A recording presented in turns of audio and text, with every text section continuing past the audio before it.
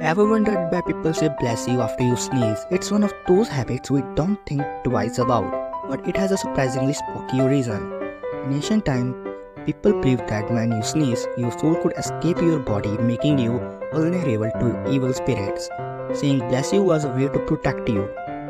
During the plague, sneezing was seen as an early symptom, and bless you was a quick prayer for help.